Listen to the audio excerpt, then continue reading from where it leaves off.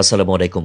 আপনি কি জানেন বাজার থেকে যেই হার্ট হেলদি সয়াবিন তেল বা ভেজিটেবল অয়েল আপনি নিয়মিত কিনে আনছেন তার জন্ম হয়েছিল সাবান আর মোমবাতি বানানোর জন্য? হ্যাঁ, ঠিকই শুনছেন।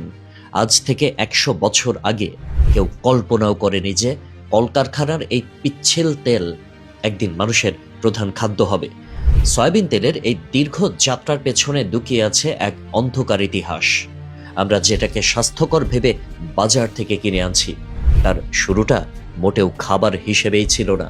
সাবান তৈরির বর্জ্য কিভাবে আমাদের প্লেটে জায়গা করে নিল, সেই সত্য শুনলে আপনারও গা শিউরে উঠবে। গল্পটা ১৯০০ সালের শুরুর দিকের। আমেরিকায় তখন প্রচুর তুলা চাষ হতো।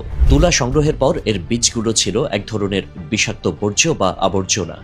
দুর্গন্ধযুক্ত এই কালো তেল মানুষ বড়জোর সার হিসেবে বা বাতি জ্বালানোর কাজে ব্যবহার করত। তৎকালীন আমেরিকার বিখ্যাত কোম্পানি প্রক্টর অ্যান্ড গ্যাম্বল এই সস্তা বর্জ্য তেল দিয়ে সাবান আর মোমবাতি তৈরি করত। কিন্তু হঠাৎ ঘরে ঘরে বিদ্যুতের আলো চলে আসায় মোমবাতির চাহিদা পড়ে গেল। কোম্পানি পড়ল মহা বিপদে। গুদাম ভর্তি এই তেল, এখন তারা করবেটা কি? তখনই তাদের মাথায় এলো এক ব্যবসায়িক বুদ্ধি। তারা ল্যাবরেটরিতে এই তরল তেলের সাথে হাইড্রোজেন মিশিয়ে সেটাকে জমিয়ে ফেলল। জমাট বাঁধার পর তেলটি দেখতে হুবহু পশুর চর্বি বা মাখনের মতো সাদা হয়ে গেল। তারা এর নাম দিল ক্রিস্কো।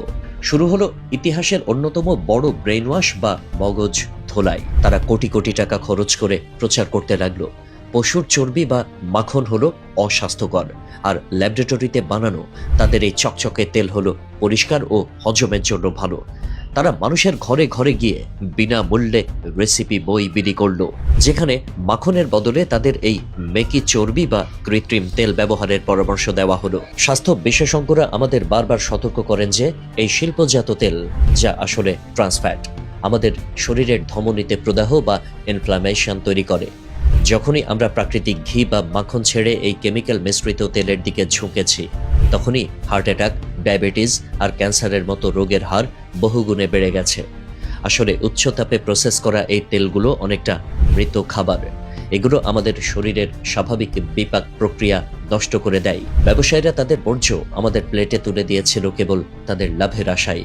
আজ ১০০ বছর পর আমরা যখন হাসপাতালে ভিড় করছি, তখন কি আমাদের হুঁশ ফিরবে?